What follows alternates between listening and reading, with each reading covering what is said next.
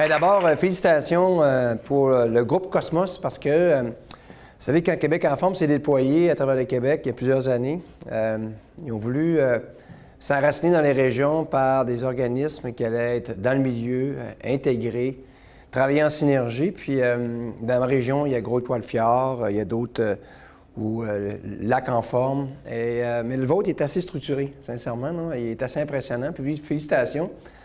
Parce que le Bas-Saint-Laurent, j'ai toujours vu par mes indicateurs que, vous savez, quand on fait des cubes énergie, c'est une belle façon de savoir si le milieu est prêt à s'impliquer. Donc, en premier, le milieu scolaire.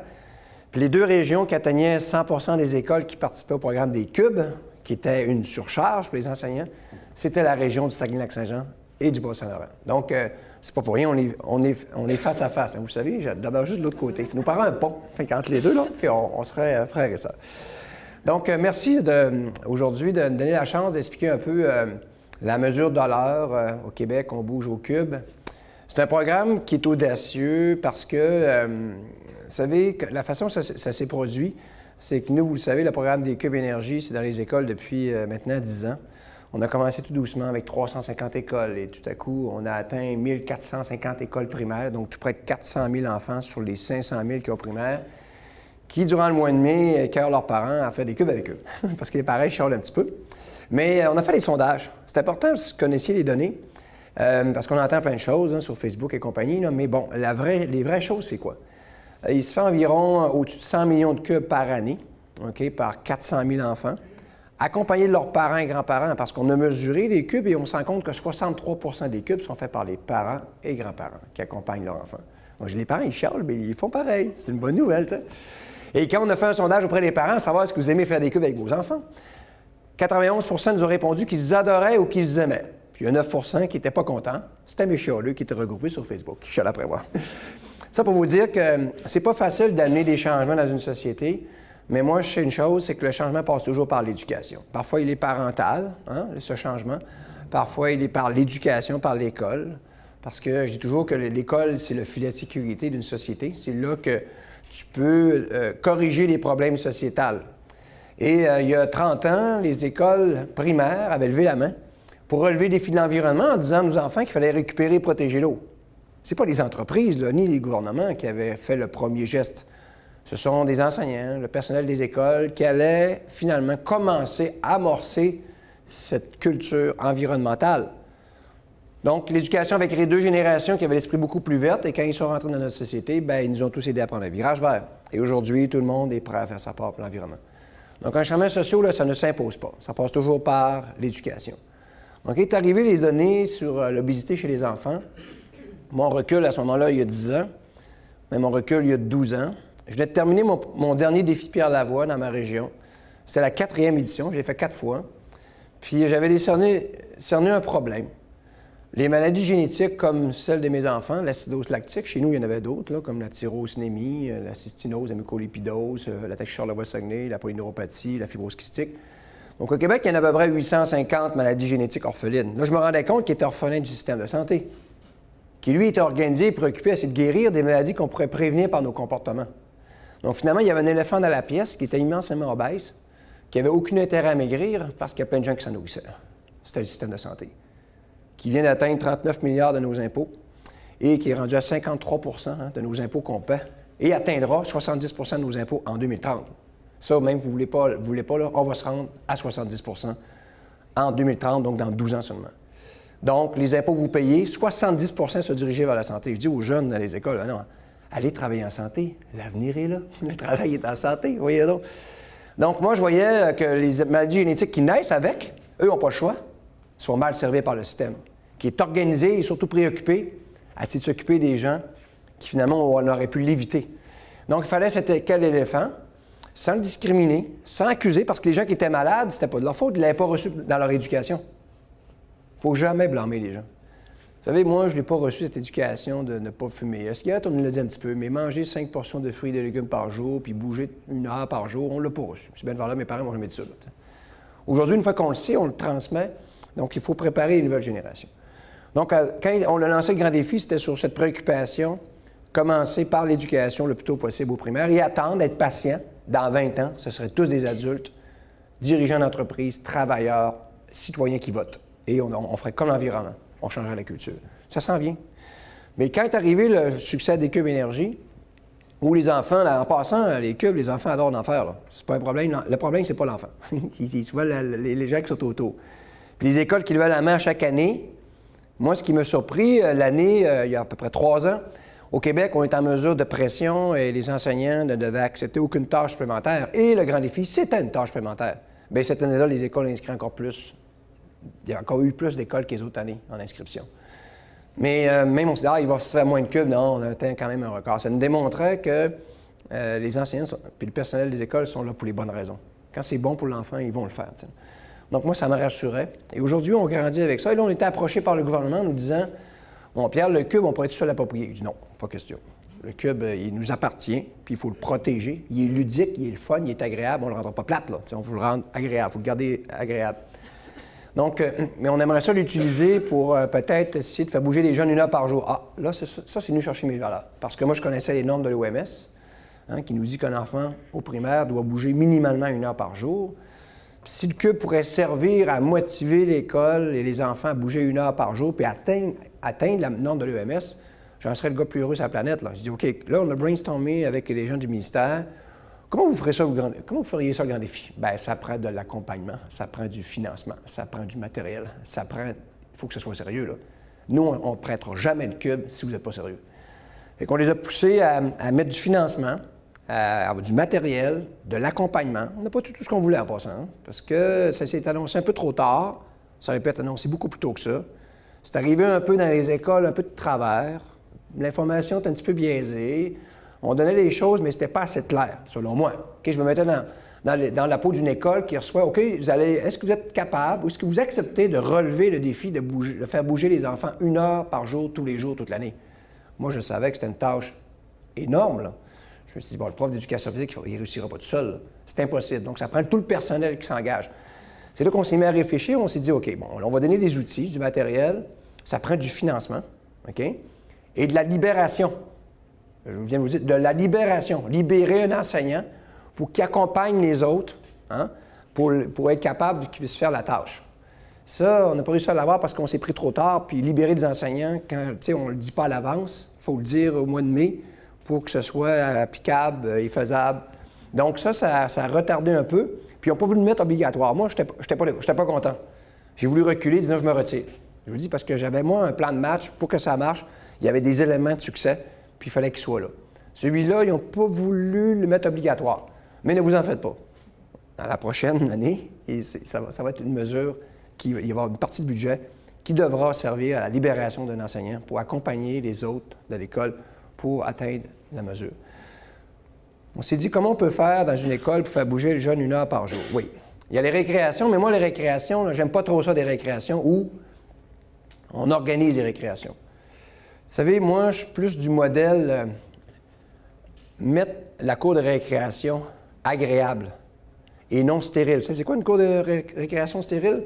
C'est une course qui n'a plus de danger. C'est pas compliqué.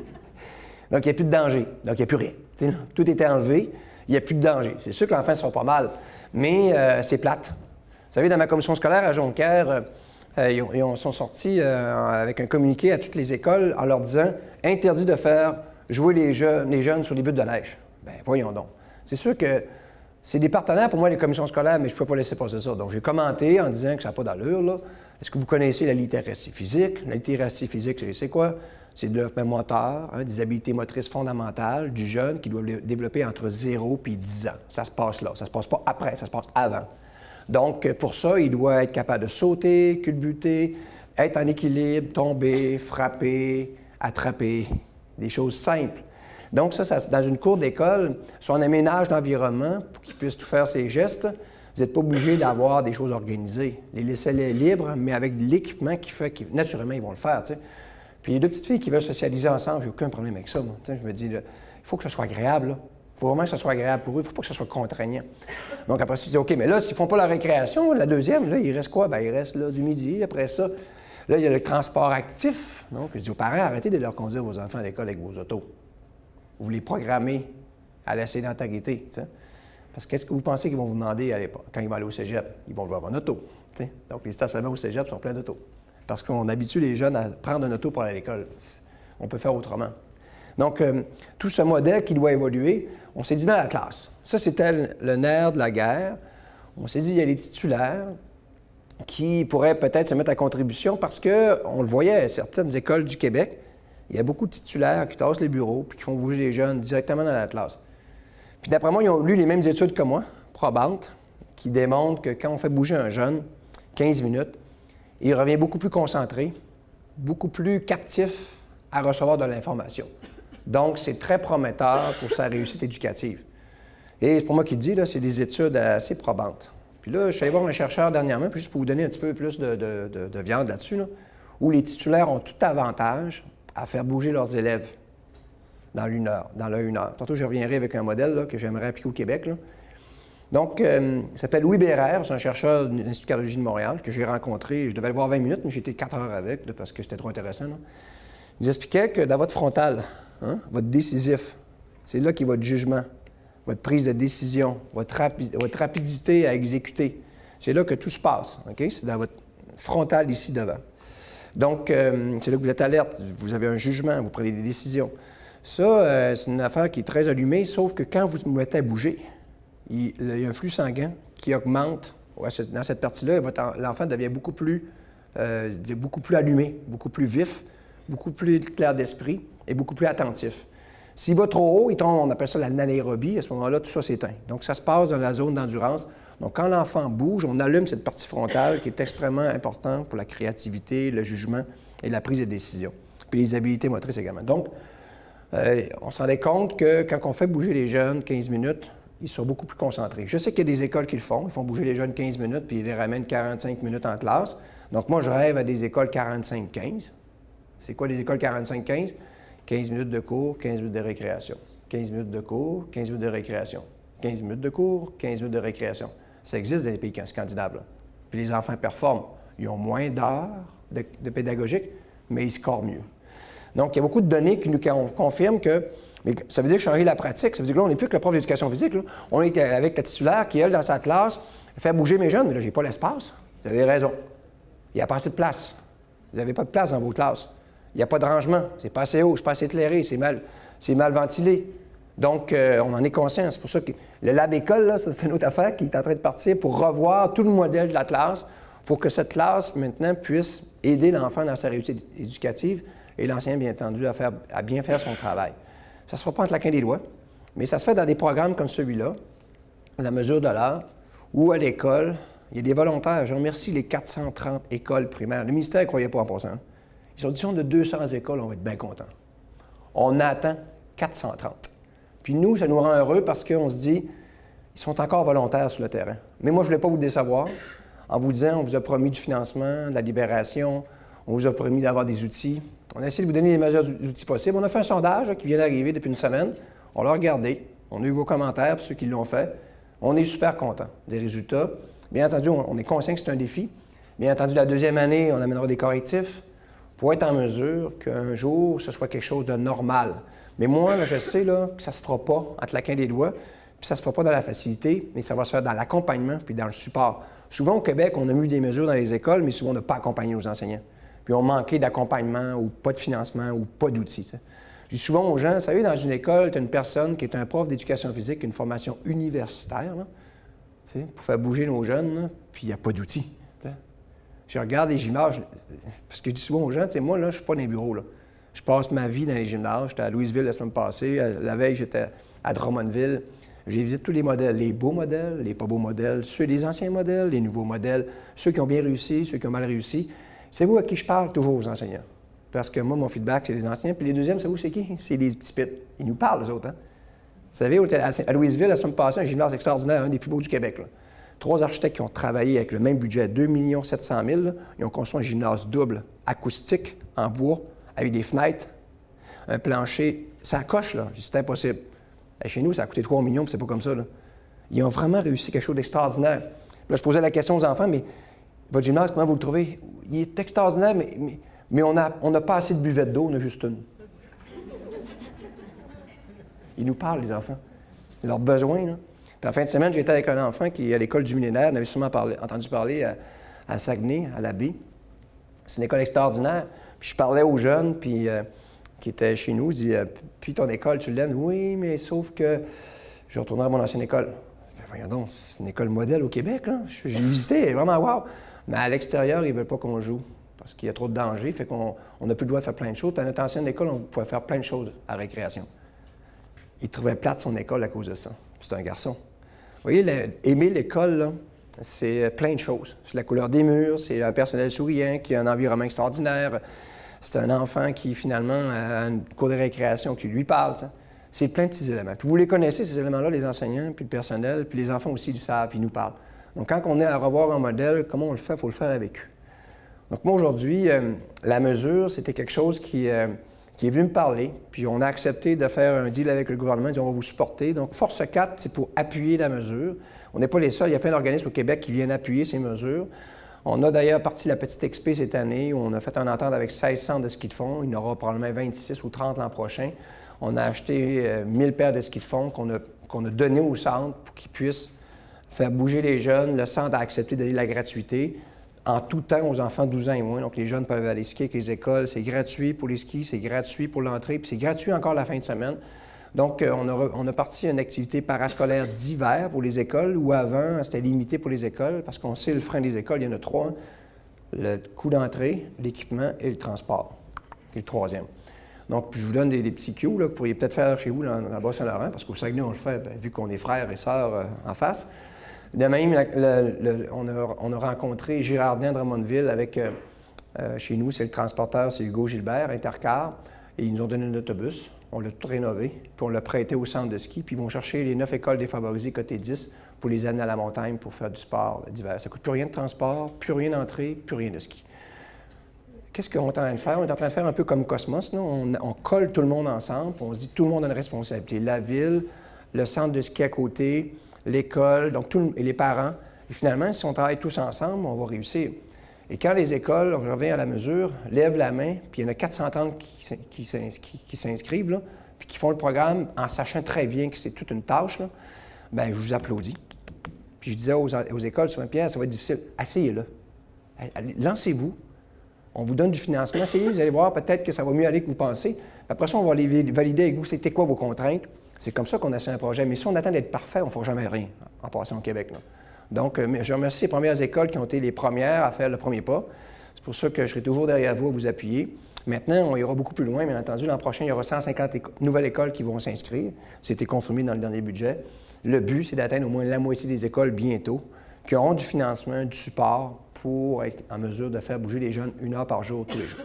Vous allez me dire, Pierre, c'est pas juste à nous à faire bouger les jeunes, les parents aussi.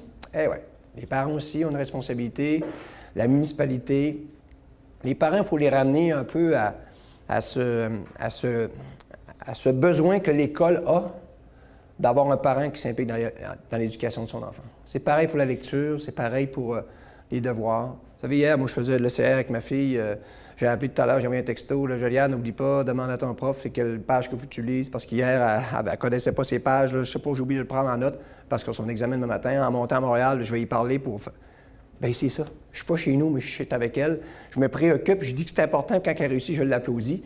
Mais quand on fait bouger un jeune, c'est la même affaire. Parce que je dis souvent aux enfants, le plus beau modèle pour un enfant, ce n'est pas son prof à l'école. C'est ses parents. Les enfants imitent leurs parents. Puis je dis aux parents, vous avez une grande responsabilité.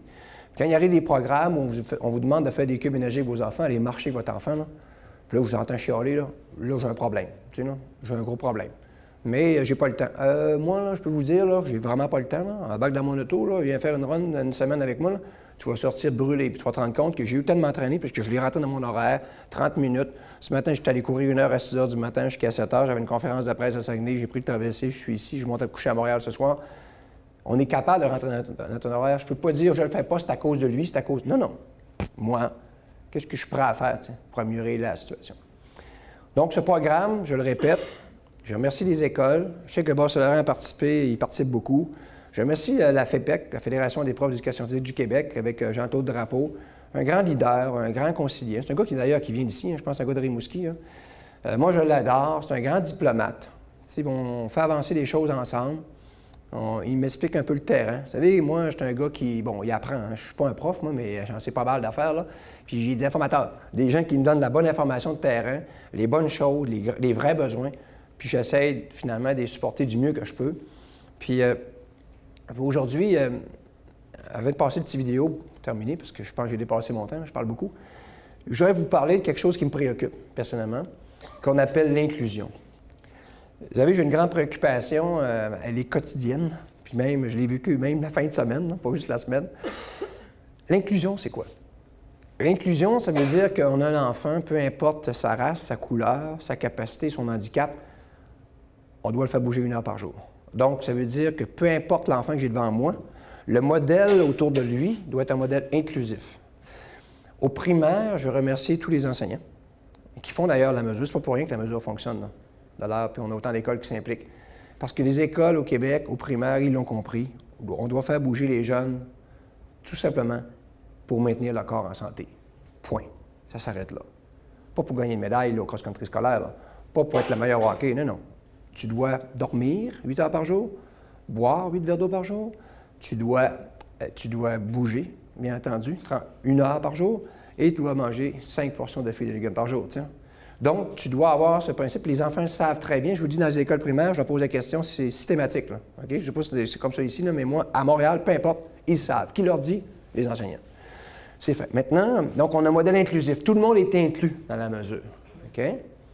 Quand on arrive au secondaire, on a plutôt des modèles d'exclusion. Ça veut dire quoi, ça?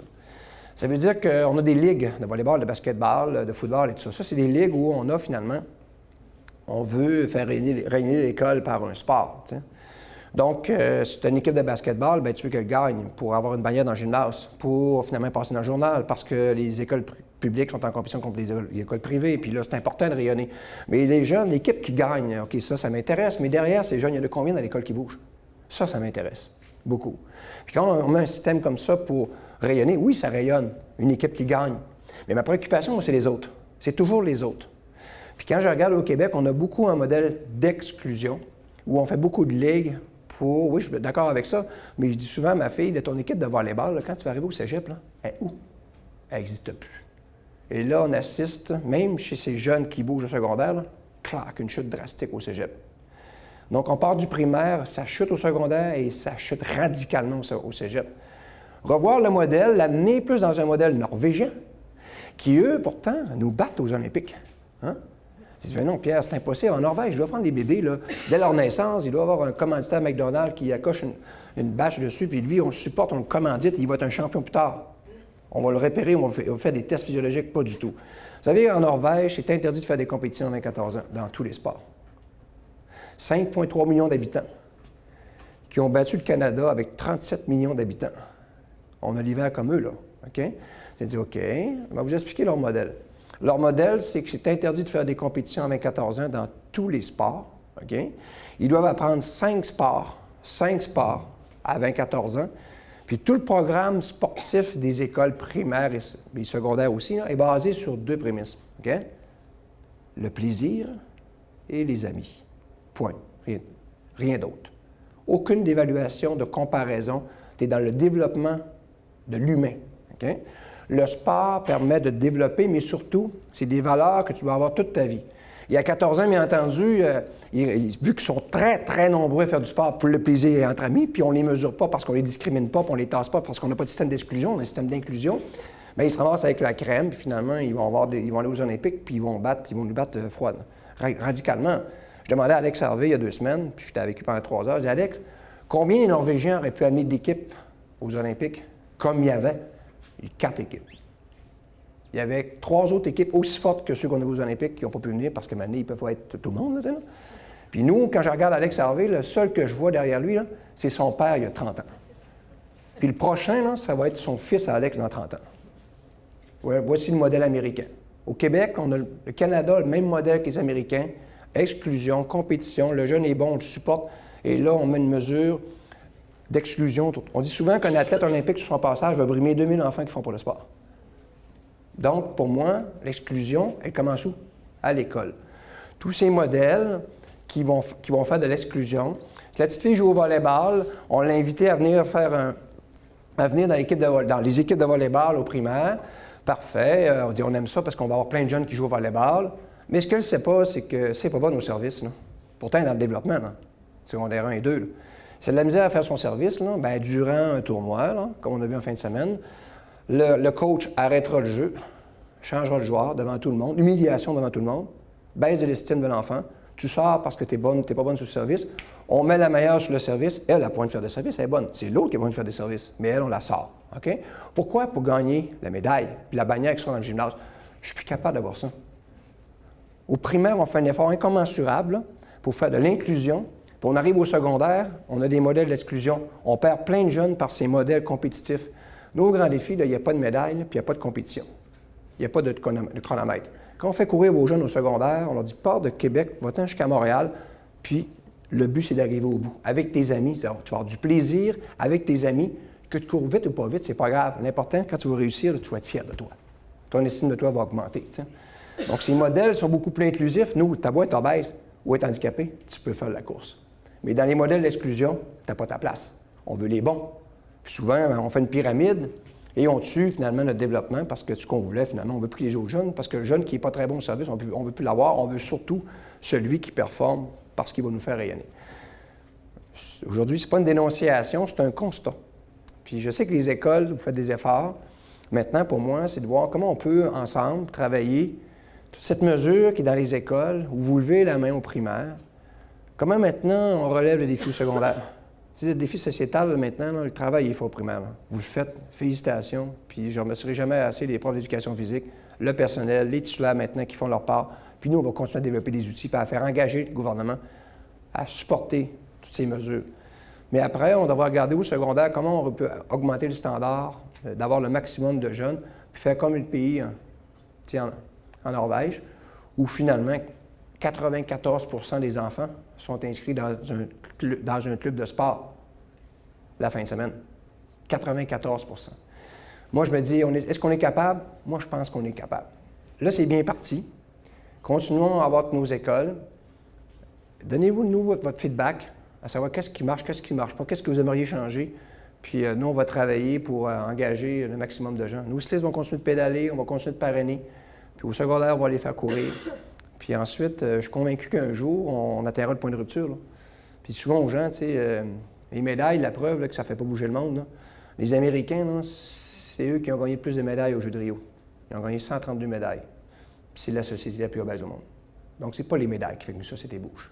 C'est ton inclusion, ta démocratisation et ton éducation. Donc, moi, je crois à l'éducation. J'y croirai tout le temps. Je vais toujours la supporter du mieux que je peux. On sera toujours là derrière vous pour faire le maximum pour vous supporter.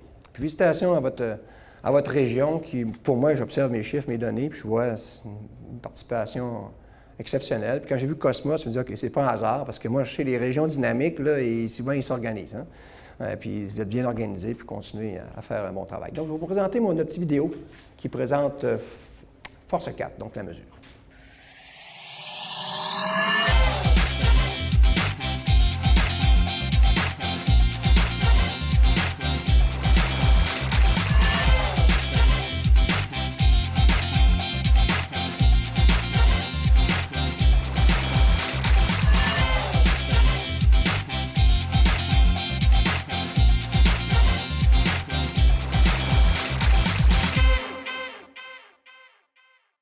Juste en terminant, ces capsules, il y en a présentement 70 de produits.